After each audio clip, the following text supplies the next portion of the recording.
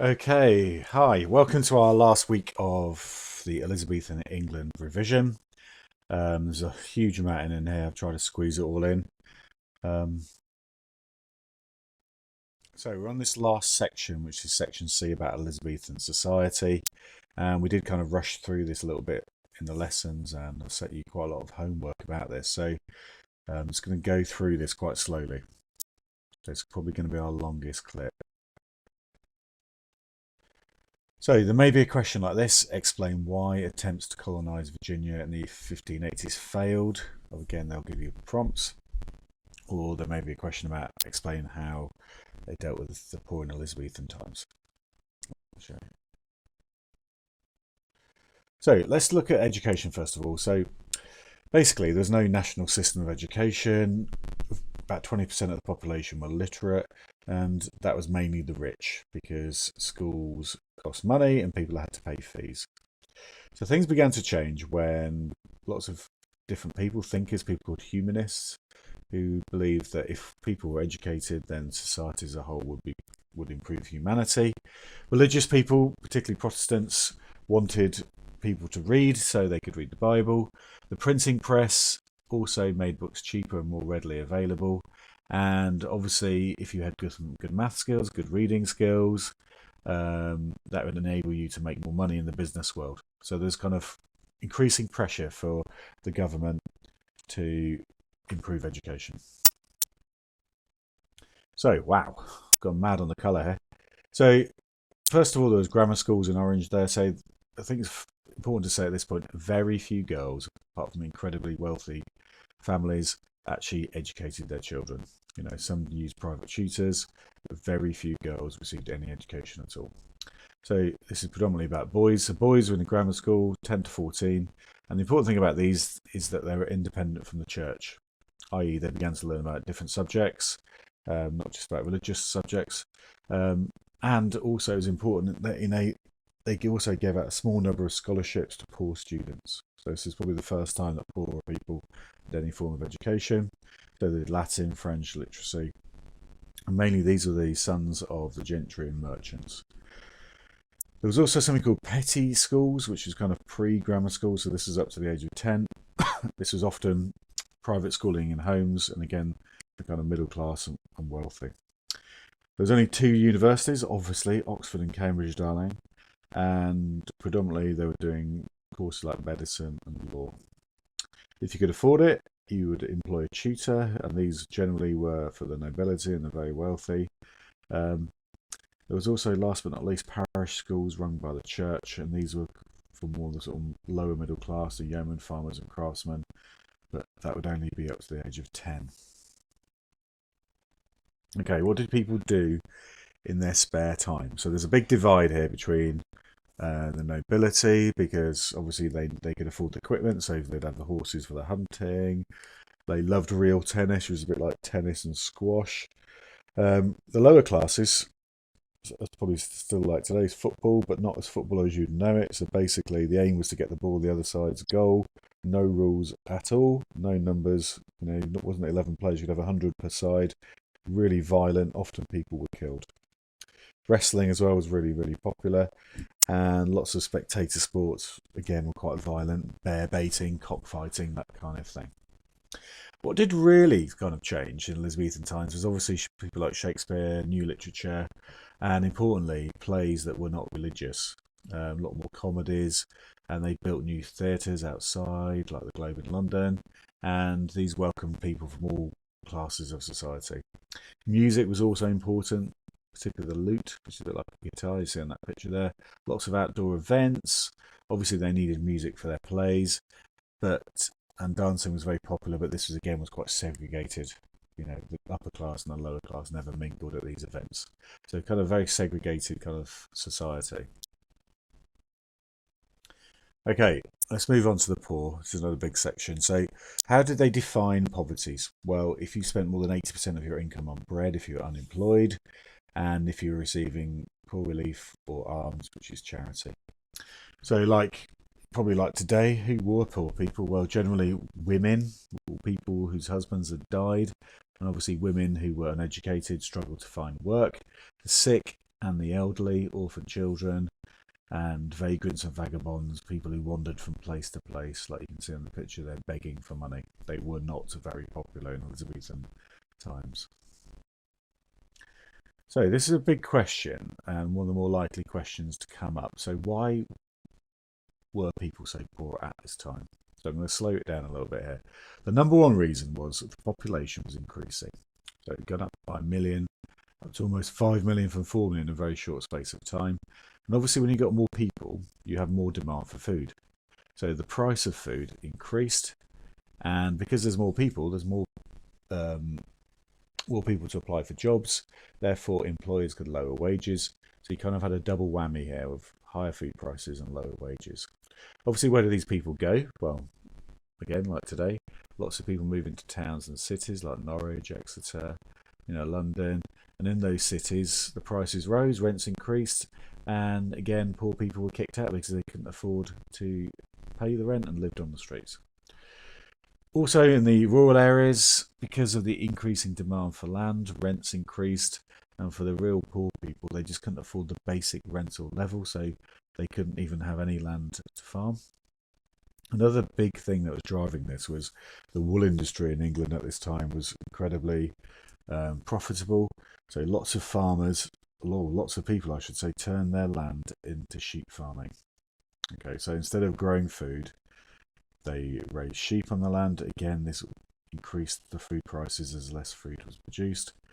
One of the biggest things that led to poverty was something called enclosure. Now you can see from that picture there, what that really means is hedges, fencing, fencing off into separate fields, and really took away the common land. So before enclosure, anybody from a village or a town could have their animals or farm a strip of land in that town or village and grow their own food, but this was taken away from them by the government policy of enclosure.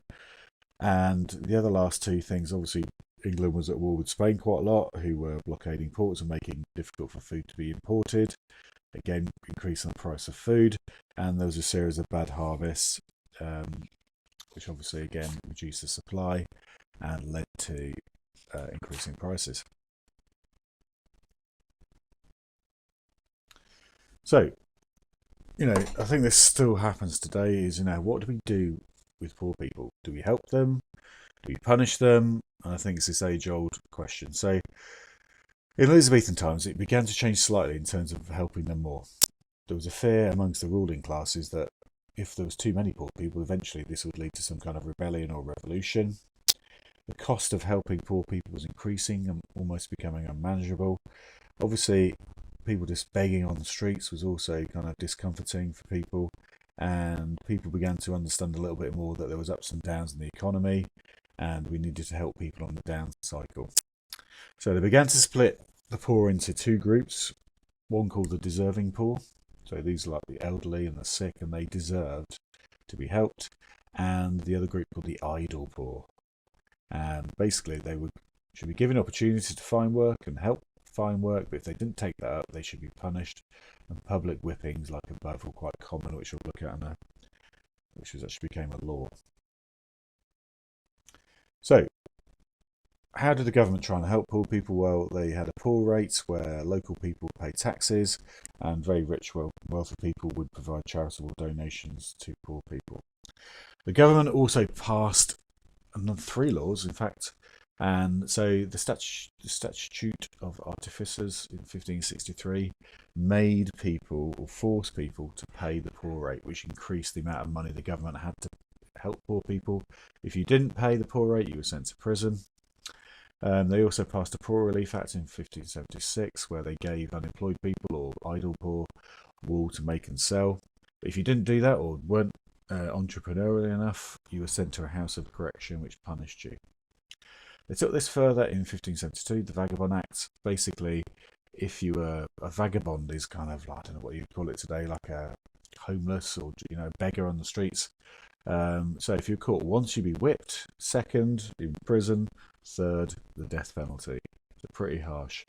It also introduced the national poor rates, and it became the responsibility of the local justices of peace to help poor people find work.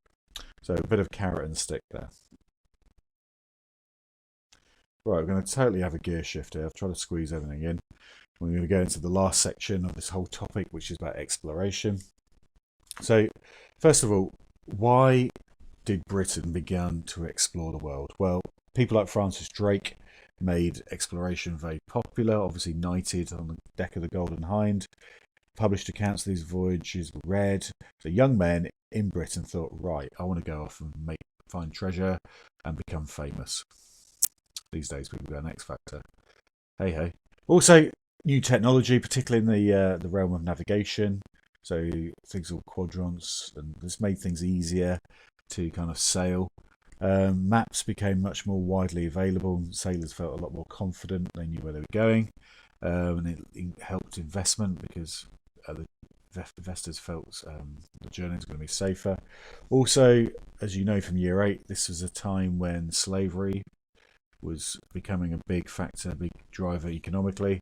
So the triangular trade, so that trade from the UK to the west coast of Africa, where they take the slaves back over to the Americas, and then back from the Americas the sugar and the coffee, etc., to sell in the UK. Another thing that helped exploration was improvements in ship design. So ships had bigger sails, were faster, were more manoeuvrable, they had greater firepower to protect themselves from pirates, and a lot more stable. They could take on more supplies. One of the probably biggest drivers was investment, particularly people like the Queen herself.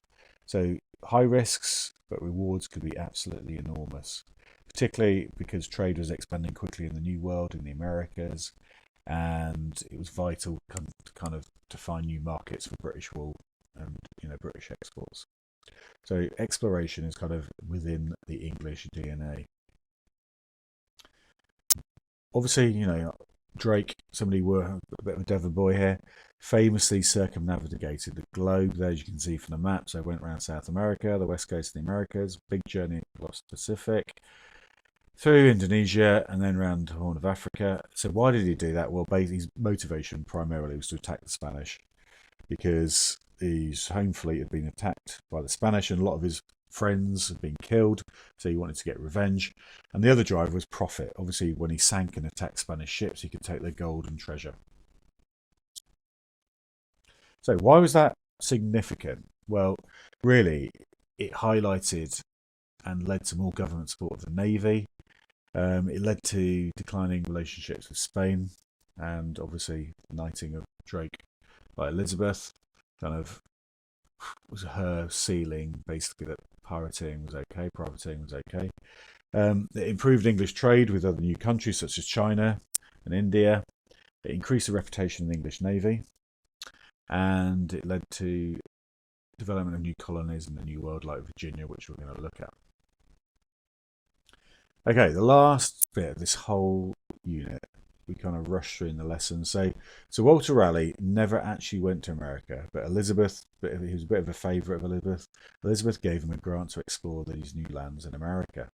So he was really good at raising money and investment, and he encouraged settlers to move. So there's 2 attempts, 1595, 1587, that tried to kind of settle America. Now, why were people interested in doing this? Well, primarily, people wanted to develop new markets to trade in. There was a feeling that if we could develop America, we'd become less dependent on the Spanish and the French. When they had met Indians, the Indians had been quite friendly, and in fact some had actually travelled back to the UK, in London, and people had met them in a bit of a sort of circus event. People also were interested in making more money, more profit. Also, they believed it would be a good staging post to attack the Spanish and develop other colonies. So what happened was, another name you're familiar with, this guy called Richard Grenville, 107 colonists led in 1585, set off, but they were mostly soldiers and sailors. There was also another attempt in 1587. So what do they take with them? Well, what do you take on a journey that you may never return from? So food and salt to preserve the food, fresh water as much as possible, tools and seeds to try and farm the land, and obviously weapons to defend themselves from the Indians. So both of these attempts failed. Okay, so the first reason was the lack of food. So the attempt in 1585, they just left too late. So when they actually arrived in Virginia, Basically, it was too late to plant crops. Fortunately, one of the ships had let in seawater, which had destroyed the food, so the settlers were forced to abandon the colony in 1586. And the second one, the colonists became dependent on the local Indian tribes. The second reason was poor leadership. Grenville was hot-headed, didn't get on with the governor, and basically they were arguing all the time, so there's no direction or purpose. And the leader of the 1587 expedition, John White, also abandoned the colony. Thirdly, there was a real lack of planning here. So they lacked people that they really needed. Too many soldiers, too many sailors. They actually needed just people to dig, manual workers. They needed people who were experts in stonemasons. So they could build proper defences. And effectively, soldiers were not farmers. Didn't want to farm, weren't interested in farming. Also, another reason why it failed was the Native Americans, because obviously the English had brought over diseases and they began to attack the colonists. And often in the 1585 expedition, the colonists were forced to abandon the colony, and it was thought that a lot of the English were taken as slaves into the Indian tribes in the 1587 colony. The other reason, one of the major reasons, was the war with Spain. So pretty much as soon as the settlement of Virginia happened, obviously Britain needed as many ships in English waters to defend against the Spanish attack as possible. Therefore, it became increasingly difficult to resupply the colony. So I'm so happy we have finished that unit. It's complicated, but please go back and look at all the videos because, I felt like we rushed through this topic in the lessons. Okay, thanks a lot.